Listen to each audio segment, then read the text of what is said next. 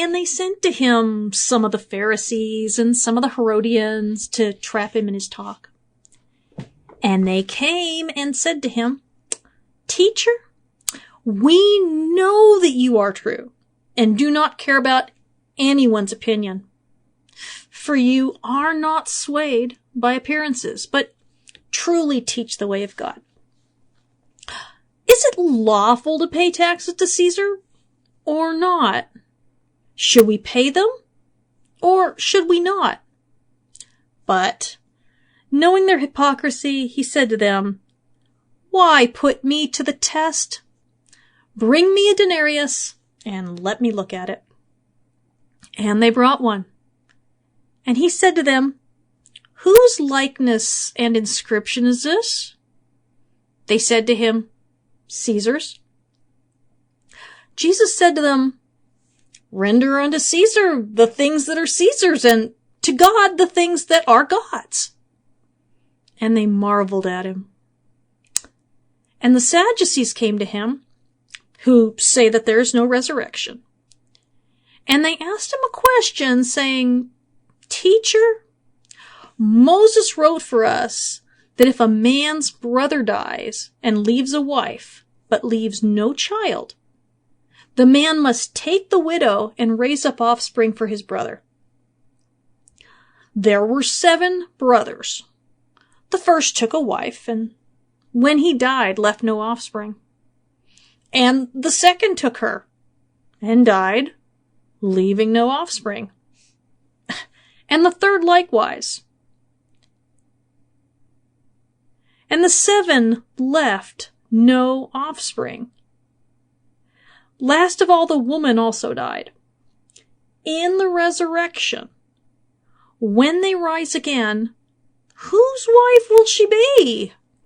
For the 7 had her as wife." Jesus said to them, "Is this not the reason you are wrong? Because you know neither the scriptures nor the power of God?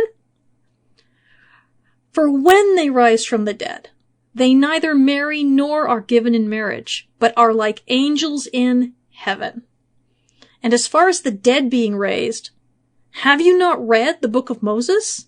In the passage about the bush, how God spoke to him, saying, 'I am the God of Abraham, and the God of Isaac, and the God of Jacob.' He's not the God of the dead, but of the living. You are quite wrong." And so this seems like a lot of material today, but it really, really isn't.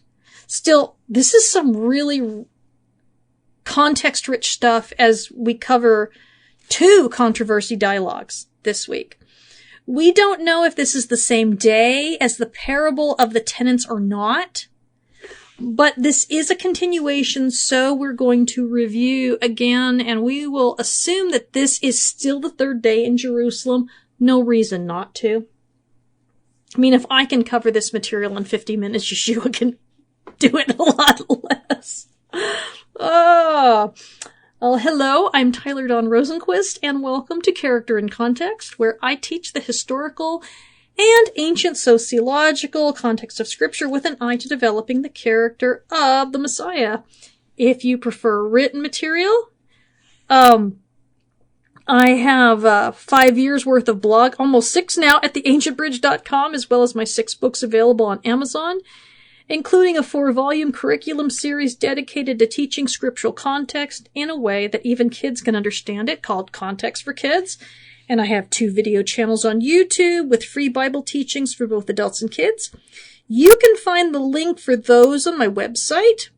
Past broadcasts of this program can be found at characterincontext.podbean.com, and transcripts can be had for most broadcasts at theancientbridge.com. If you have kids, I also have a weekly broadcast where I teach them Bible context in a way that shows them why they can trust God and how He wants to have a relationship with them through the Messiah. All scripture this week comes from the ESV, the English Standard Version, but you can follow along with whatever Bible you want because I am not the translation narc. A list of my resources can be found attached to the transcript for part 2 of this series at theancientbridge.com. lynnepublishing.com. So without further ado, here's the review. Oh, geez Louise, I don't mean to make this like Dr. Seuss teaches the Bible. So, day 1, entry into Jerusalem, where Yeshua rides into town on a dedicated donkey's colt, goes into the temple, looks around, promptly leaves. These were both prophetic actions, hearkening back to what was expected when a king would return from battle. You know, everybody would go out to greet him, all the elders, and he would be paraded through the city. And it would culminate with a visit to the temple and sacrifices made, that sort of thing. Now, Yeshua only looked around and inspected the place, which, you know, isn't good news. They spent the night in Bethany. Day 2, Yeshua is hungry. He goes to a fig tree, out of season, has no edible fruit, and declared judgment that no one would ever eat from this tree again. Then they went to the temple, where Yeshua performed the prophetic act of judgment against the worldly and corrupt nature of what had become, overturning the tables and driving out the money changers and all that. And he stayed to teach the people afterwards. They left and spent the night in Bethany again. Day 3, they got up and made their way to Jerusalem, passing the same fig tree, now withered to the roots. Yeshua looks toward the temple and tells his disciples that when they pray for the wickedness within the current temple to end, which is the mountain being tossed into the sea, that they do so with hearts that are clean and full of forgiveness. Then they enter the temple where Yeshua's authority and the source of his authority to disrupt the commerce within the temple is challenged. He refuses to answer their challenge unless they admit to their official position on whether or not John the Baptist's ministry was from God, a legitimate ministry, or from men, bogus ministry. They realized that however they answered, they were in big trouble. And so they tell him they just don't know, and they have to shut up at that point. They can't say anything else. Yeshua responds with a parable aimed directly at them, the chief priests, the scribes, and the elders. And I believe that they were a delegation sent by the Sanhedrin. And, telling them that they have been judged and condemned and that their rulership over God's people will be given to others, which we know historically to be Yeshua's disciples who will assume leadership. They go off and plot as how they can arrest him, which leads us to this next controversy. Whew! And they sent to him some of the Pharisees and some of the Herodians to trap him in his talk. So, this starts in verse 13, by the way. So here we have the chief priests, scribes, and elders colluding with the Pharisees and the Herodians for the specific purpose of entrapping Yeshua so that he will say something, anything to get him in trouble with the people. They can't afford not to at this point. They have to be desperate. In a society that relies on honor and shame to keep everyone in their place, they can't allow Yeshua to come out on top. But the Pharisees and the Herodians are natural enemies. They detest one another. We saw them plotting back in Mark 3:6 after the incident with Yeshua healing the man with the withered hand in the synagogue on the Sabbath, after which the Pharisees withdrew and began plotting with the Herodians about how to destroy him. Now, the word in last week's parable about the landowner coming to destroy the wicked tenants, that's the same word used to describe the plans of the Pharisees and Herodians against Yeshua. Apolumi. Okay? And I don't think that's coincidental. in aligning themselves with the judicial elites, these particular Pharisees and Herodians are setting themselves up for destruction. Of course, Acts tells us that many Pharisees and regular priests will become believers, so we have to make sure to remember that outsiders can always repent and become insiders. And as we see from Judas, insiders can become outsiders. Verse 14. And they came and said to him, Teacher, we know that you are true, and do not care about anyone's opinion. For you are not swayed by appearances, but truly teach the way of God. I'm going to stop right there. Flattery is always a huge red flag in honor-shame cultures.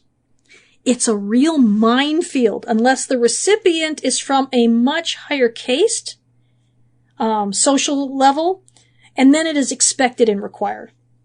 When flattery is given within the same peer group, then there are expectations that the compliments are returned somehow. In flattering him, they are acknowledging that, in the eyes of the crowd, he has won enough of a reputation rating that it will serve them well to compliment him, but this is no compliment. They are setting him up for what they believe will be a no-win situation. They can only think of two possible answers to the question that they are about to ask, and each of those would get him into serious hot water, either with the crowd or with the Romans. Either way, his ministry is over as far as they're concerned. After all, they've spent a long time thinking about what they're going to say. But Yeshua doesn't believe in no-win scenarios. No, I'm not going to make Star Trek references. I just did. Okay. He always wins, even when it looks like he loses. And their question is it lawful to pay taxes to Caesar or not? Should we pay them or should we not? So there are actually two questions here. One, is it lawful to pay taxes to a heathen emperor oppressing our people? Two, should we pay them? So first consideration here, what tax is being referred to? The Greek word kainos would be referring to the poll imposed on the Jews in 6 of the Common Era, as opposed to the taxes that the farmers had to pay on their crop yields. This is actually the scenario briefly mentioned by Peter in Acts chapter 5, verse 37. After him, Judas the Galilean rose up in the days of the census and drew away some of the people after him.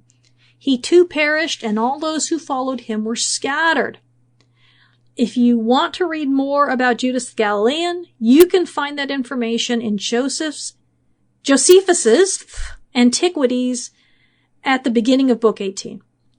And we see that these taxes were no small issue for the Jews, who hated the Romans and hated having to pay tribute to Caesar. The Herodians, of course, supported the taxes because they were living high on the hog. The Pharisees hated the taxes too, but they had a policy where they paid them in order to get along with the Romans, not wanting to rock the boat. They believed that they were only under Roman occupation because it was Yahweh's will, and so they say paying the poll tax is part of that. So these guys weren't allies. They just knew how to set an effective trap because these taxes were killing your average, already financially destitute Jews. So in other words, this wasn't actually a quest for knowledge. They wanted someone outraged. Really, anyone would do in this case. Verse 15. But, knowing their hypocrisy, he said to them, Why put me to the test? Bring me a denarius and let me look at it. Now, this is where it gets funny and you have to know some background on this. First century Jews considered any carved likeness of a human or animal to be idolatrous. in keeping with the second commandment. Didn't matter if you were worshiping it or not. They took no chances. The temple itself was bedecked and carved with all sorts of natural images in order to simulate the garden in Eden. And Solomon's temple was the same. But no critters and no people.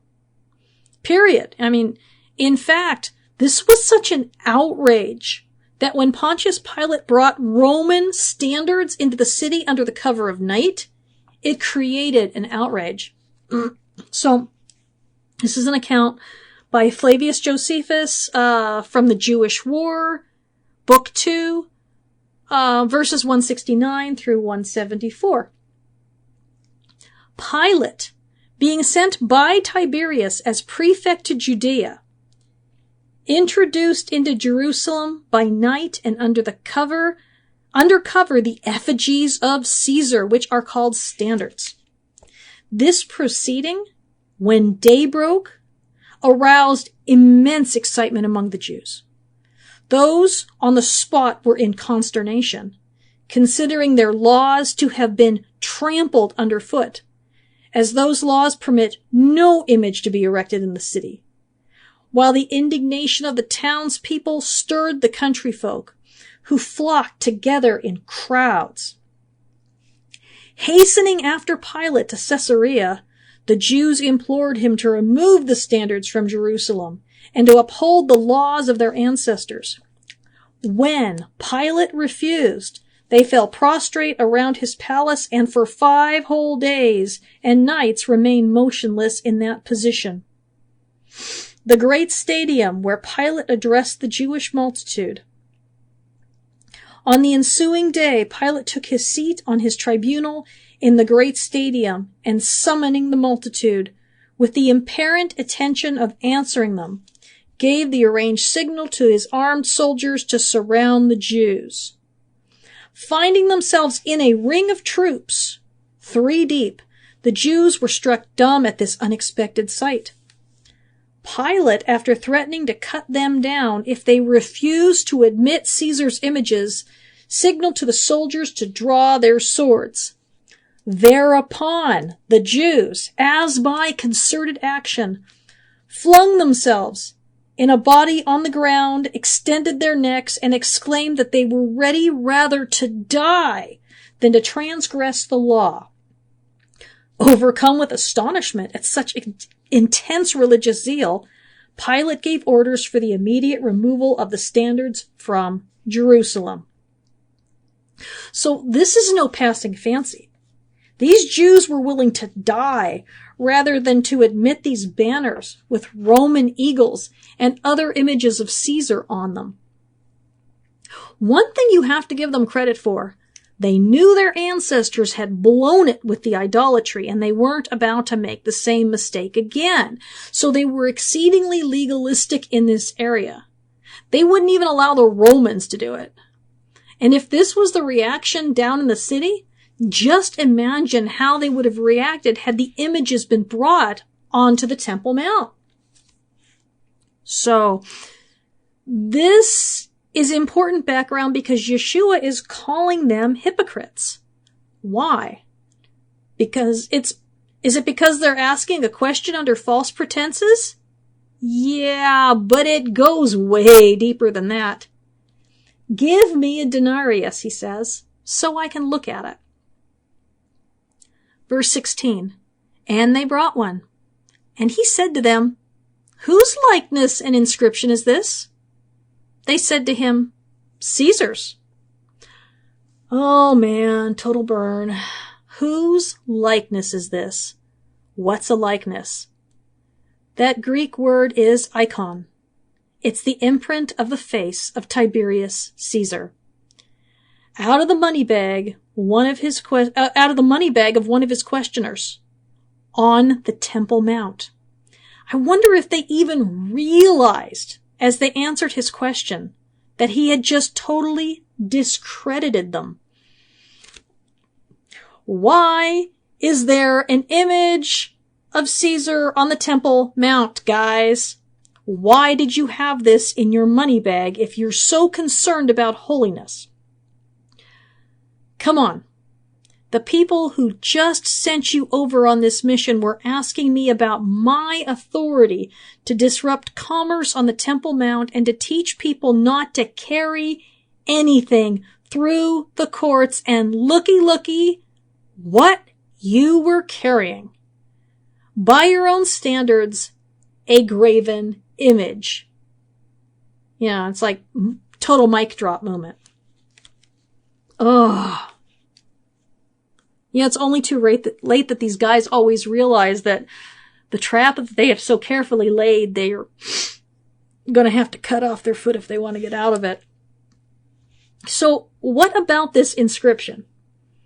Coins recovered from the time period with the faces of the Caesars on them also contain this inscription.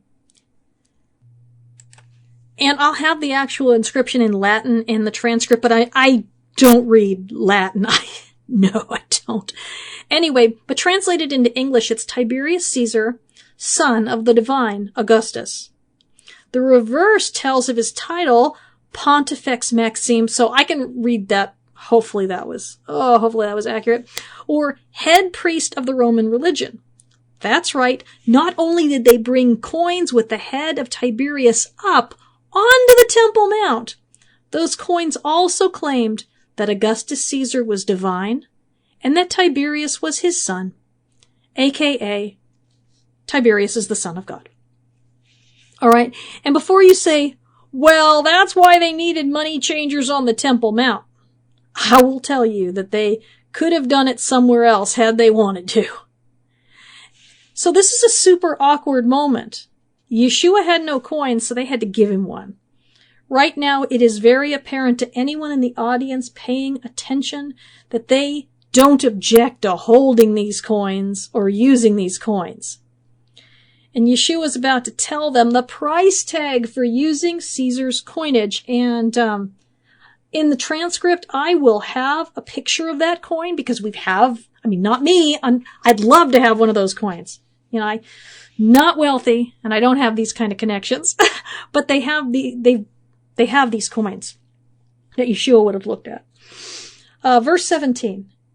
Jesus said to them, render unto Caesar the things that are Caesar's, and to God the things that are God's.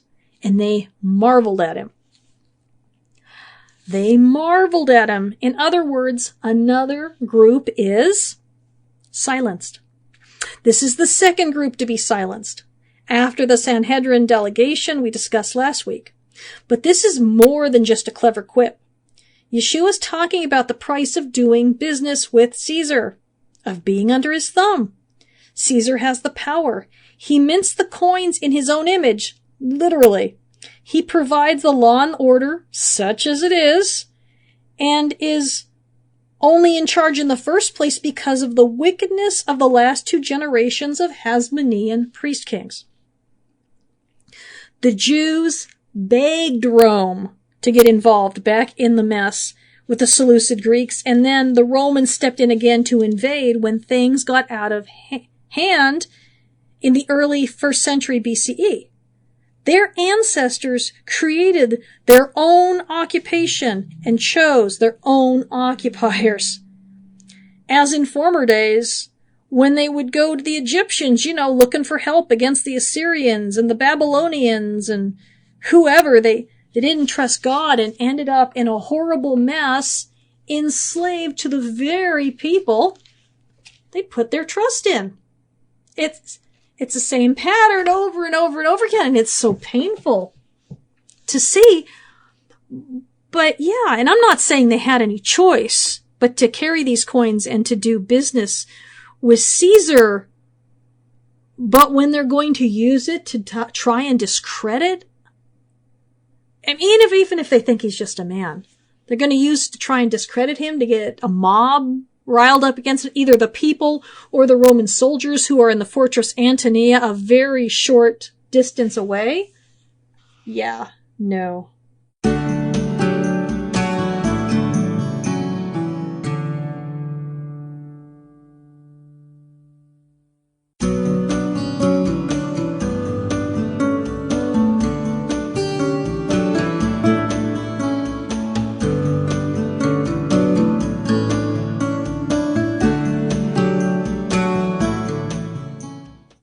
Tyler Dawn Rosenquist, and welcome back to the second half of this week's Character in Context. We were talking about literally death and taxes. We're talking about the controversy over whether or not the Jews should have to pay taxes to Caesar and the resurrection controversy. So we've got two of the controversy dialogues this week. And Yeshua just destroyed the Pharisees and the Herodians after they challenged him on it, on whether they should pay taxes, by having them reveal the fact that they were willing and they were carrying these coins that they themselves thought were idolatrous, not only in their money bags in general, but on the Temple Mount, when they wouldn't even allow Pontius Pilate to have standards with Caesar's image on them when he first came to town within the city of Jerusalem. So they're silenced now. We're not going to hear anything more from them. They're done. So anyway, we talked about what was on the coin. The coin was literally calling Augustus Caesar God and Tiberius the son of God. So it's like Yeshua saying, you really want this idolatrous coin? You want to hang on to more of them? Give them back. If we really hate idolatrous images as much as we say we do, then refuse to use his coins. Unless, of course, we only hate the images on banners and busts and in statuary. But hey, when it concerns money, you tolerate that well enough. And I mean, this is the Pharisees too. Not just the Herodians who, well, of course they love the Roman coins and no one expects any different of them. And you might be thinking, well, Luke says that the Pharisees love money, and this is about taxes and all that. But really it goes so much deeper. This isn't about the coin. It's about the claim on the coin. Tiberius Caesar, a son of God, is suggesting that the Caesars are also owed worship. And remember how I told you about all the little Latin loanwords in Mark and how we believe that, how scholars believe, I'm not a scholar, I just play one on the radio, and how scholars believe that Mark wrote for a Roman audience. They were living in the midst of all the imperial cult demands to worship not only Rome personified as a goddess, but also the emperors themselves, sometimes the living ones and often the dead ones. During the life of Yeshua, Julius and Augustus were already being worshipped, and there were temples dedicated to them in all the provinces. People made sacrifices. They poured out libations. The coins often had the goddess Roma and an imperial temple embossed on the opposite side from the imprint of the head of whatever Caesar minted the coin. This coin wasn't simply saying that they were owed tribute, which is what the tax in question was here. It was a claim to their worship as devotees, something that Jews understood clearly, but Roman Gentiles had to forego at the risk of life and limb. Verse 18. And the Sadducees came to him who say there is no resurrection, and they asked him a question saying, this is actually the first mention of the Sadducees in this gospel. Nothing said about the Sadducees being sent, so perhaps they thought this would be a good idea on their own. I mean, if they succeeded where everyone else failed, it would be quite the coup. I want to spend a few minutes talking about the specific beliefs of the Sadducees from Josephus. I want to say really quick here that the only overt reference in the entire Old Testament / Tanakh to the resurrection is found in Daniel 12 verses 2 through 3. And many of those who sleep in the dust of the earth shall awake, some to everlasting life, and some to shame and everlasting contempt. And those who are wise shall shine like the brightness of the sky above, and those who turn many to righteousness like the stars forever and ever. It can be argued from different places, but this is the only place that it is outright laid out. Of course, the Sadducees didn't see this as authoritative. Should this bother us, Not really. Yeshua validates the world to come and eternal life, and the Pharisees were already teaching it as doctrine. Okay. Josephus's Wars 2, 164 through 166.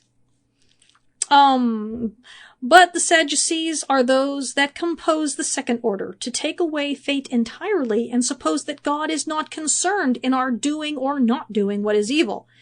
And they say that to act what is good or what is evil is at men's own choice, and that the only one or the other belongs so to everyone, and that they may act as they please.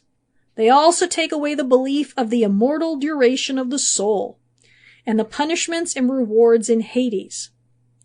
Moreover, the Pharisees are friendly to one another, and are for the exercise of concord and regard for the public, but the behavior of the Sadducees one towards another is in some degree wild, and their conversation with those that are of their own party is as barbarous as if they were strangers to them.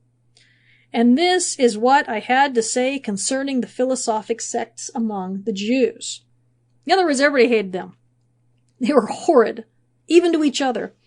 Antiquities 13, 297 through 298, this is also Josephus. But of these matters we shall speak hereafter. What I would now explain is this, that the Pharisees have delivered to the people a great many observances by succession from their fathers, which are not written in the laws of Moses, and for that reason it is that the Sadducees reject them, and say that we are to esteem those observances to be obligatory which are in the written word, but are not to observe what are derived from the traditions of our forefathers. And concerning these things, it is that great disputes and differences have risen among them, while the Sadducees are able to persuade none but the rich, and have not the populace obsequious to them, but the Pharisees have the multitude on their side. But about these two sects, and that of the Essenes, I have treated accurately in the second book of Jewish Affairs. Antiquities 18, verses 16 through 17. But the doctrine of the Sadducees is this, that souls die with the bodies.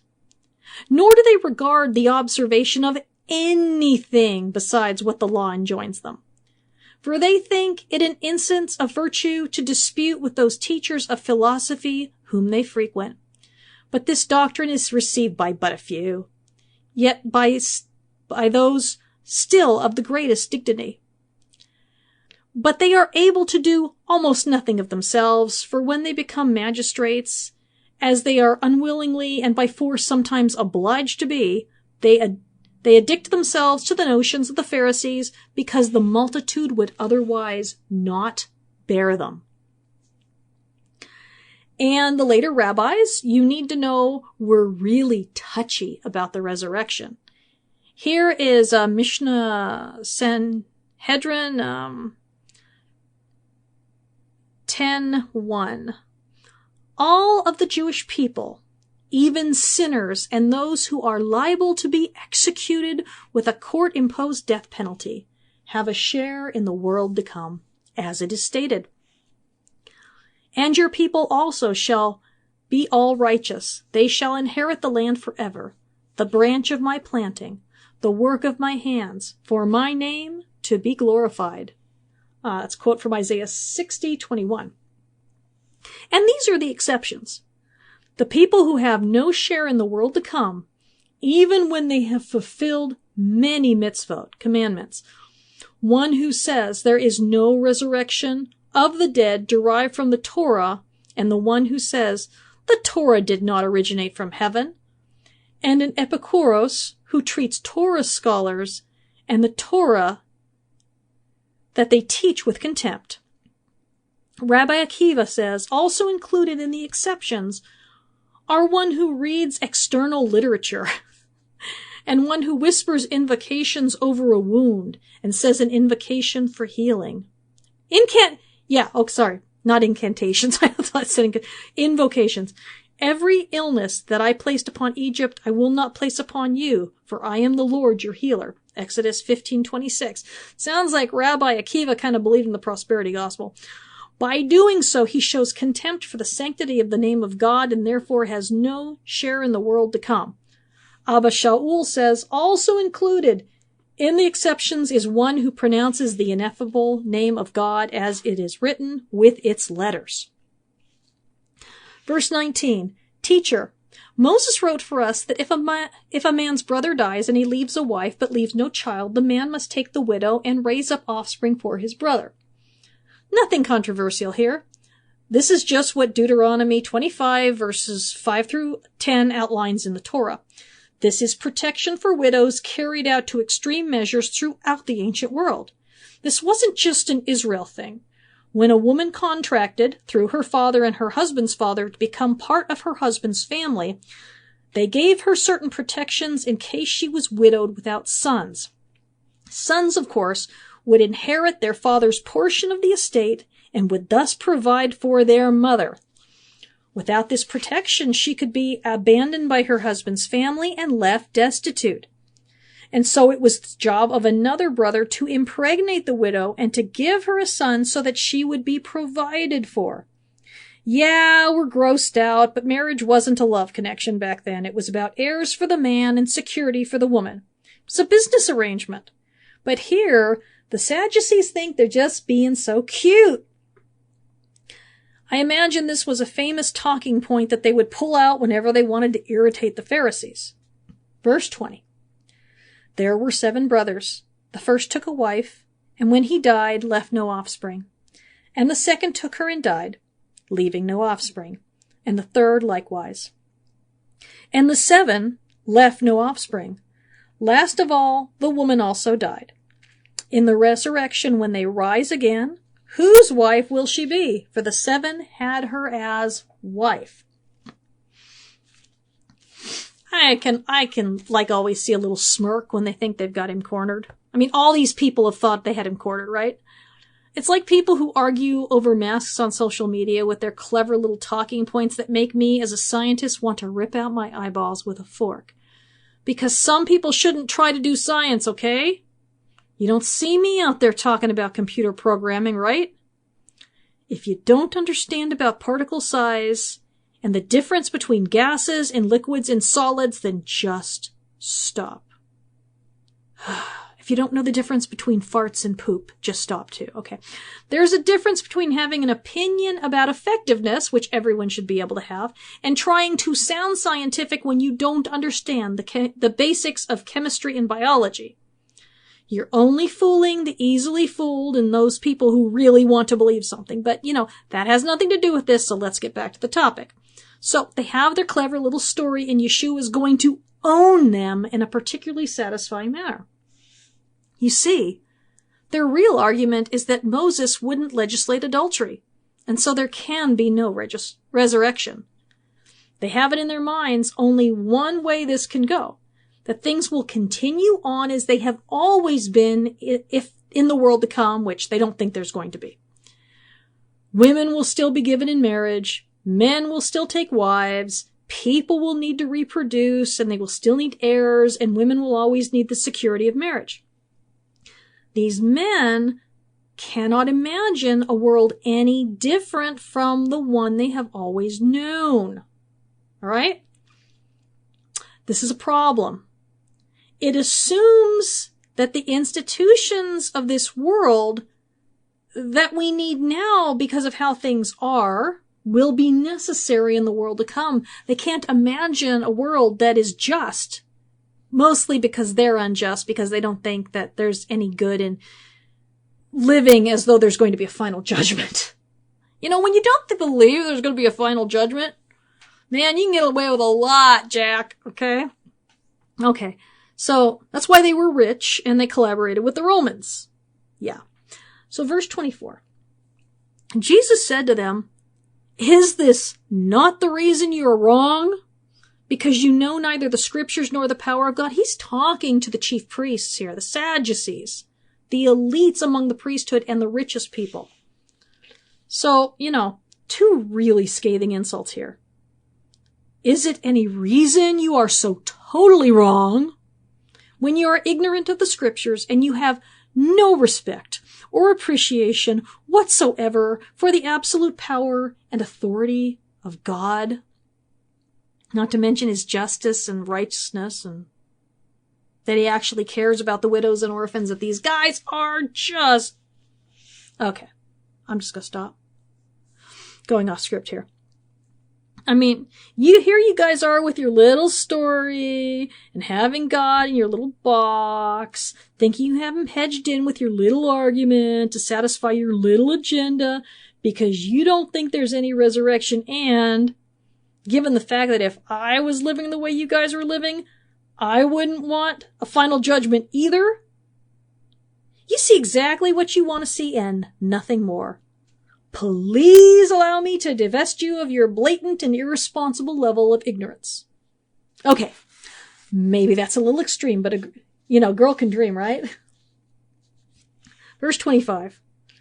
For when they arise from the dead, they neither marry nor are given in marriage, but are like angels in heaven. He goes right back to the story about the woman and the 7 brothers.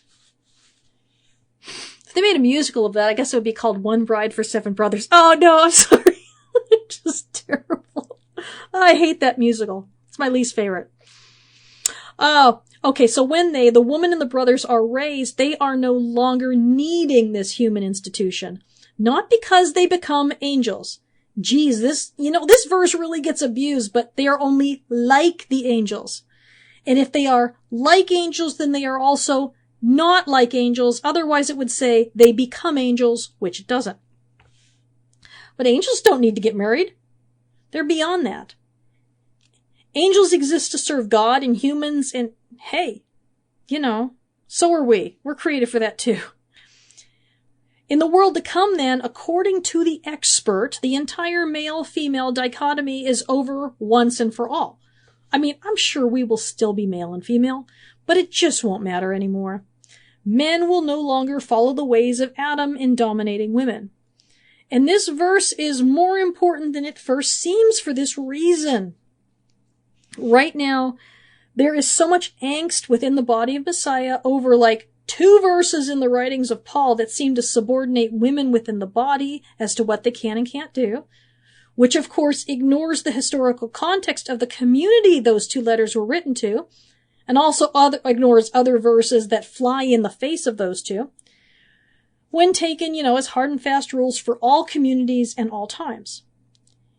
I taught the kids a few months ago on my other radio show, if something won't be important to us or matter to us in the world to come, like the color of our skin, should we treat one another differently about it now? Of course not. We are kingdom people. If it will be true, then we need to work for it now. We need to be respectful and not scandalize the rest of the world, which was Paul's point in those 2 communities, but we can't be ruled by the world either. We can't oppress anyone just because that's what the world's doing. So we can't have slaves. Okay, just because some people in the world have slaves. We must be part of the kingdom, even though we don't see it completely around us yet. So we're there. It's yes, but not yet. A lot of scholars say that. I like that. So do we really think that men are going to still be dominant over women in the kingdom? Or is that the only Genesis 3 consequence that we keep for all time, even though death and the curse of the ground are both long since dealt with? Just a bug in your ear there. And as far as the dead being raised, have you not read in the book of Moses, in the passage about the bush, how God spoke to him saying, I am the God of Abraham and the God of Isaac and the God of Jacob. He is not God of the dead, but of the living. You are quite wrong. Or as I have to say, you are so wrong. Anyway, so right here is the kicker. They do not know the scripture and they do not know his power. And the worst thing is that he used the Torah, which is the only text recognized by them as authoritative. So it's like, You guys don't even know the short section of scriptures that you're putting all your faith in. Yahweh made promises to Abraham and his seed. In Genesis 17:8, he says, "And I will give to you and to your offspring after you the land of your sojournings, all the land of Canaan, for an everlasting possession, and I will be their God." Well, if there is no resurrection, then Yahweh lied to Abraham. He said he would give the land to Abraham personally, and to Isaac and Jacob and their offspring. But until the generation after the Exodus, none of them possessed it. How can this be? Is Yahweh unfaithful? No. The only solution is that Abraham and his seed will possess the land in the world to come. Abraham is not dead. Isaac's not dead. Jacob is not dead. I don't know if they're asleep or with Yahweh right now. The Bible doesn't really say. It says different things. I don't know how it works exactly, because there are a lot of verses that say different things that I can't reconcile right now, and frankly, I don't even care how it works. I trust that it does work and that Yahweh is just. Because he is just, there has to be a resurrection or injustice wins. More importantly, death wins. Every murderer wins. Okay? You can't have a curse win. That doesn't make any sense at all. Sin wins if there's no resurrection. God loses if there is no resurrection. The only people who win would be the wicked, who were rich and who did whatever they wanted and went unpunished, which is exactly what the Sadducees were counting on. It's like, what's that saying? Eat and drink, for tomorrow we die. That's like their little mantra. We also see this same thing in Exodus 6, verses 2 through 4. God spoke to Moses and said to them, I am the Lord. I appeared to Abraham, to Isaac, and to Jacob as God Almighty, but by my name, the Lord, Yahweh, I did not make myself known to them. I also established my covenant with them to give them the land of Canaan, the land in which they lived as sojourners. And this did not go unnoticed by later rabbis who said in Babylonian Talmud, Sanhedrin 90b, it is taught in a Bereta that Rabbi Simai says, from where is the resurrection derived from the Torah? It is derived from a verse, as it is stated with regard to the patriarchs. I have also established my covenant with them to give to them the land of Canaan. It's Exodus 6:4. To phrase, to give to you the land of Canaan, is not stated, as the meaning of the verse is not that God fulfilled the covenant with the patriarchs when he gave the land of Canaan to the children of Israel. Rather, it is stated to give to them the land of Canaan, meaning to the patriarchs themselves. From here, it is derived that the resurrection of the dead is from the Torah, as in the future the patriarchs will come to life and inherit the land. And again, like the Sanhedrin delegation and the Herodians and the Pharisees, the Sadducees were pictured here as silence. So, again, mic drop. Next week, I keep swallowing. I got the sorest throat. Next week we'll have a nice change of pace with a scribe who is not far from the kingdom, and a controversy about the son of David. And I like passages like this because, a lot of us were taught that all the Jews were just clueless and all the Jews were his enemies. And, that's just not how the scripture reads. And a lot of the priests came to faith in him. A lot of the Pharisees came to faith in him. And this scribe, I wouldn't doubt if he came to faith in him after the resurrection too. You can't, only the Sadducees. The only people we never hear about coming to faith were the Sadducees, because they really had a vested interest. And plus, they were the ones that actually conspired with the Romans. The Sadducees, the chief priests. Anyway, see you next week.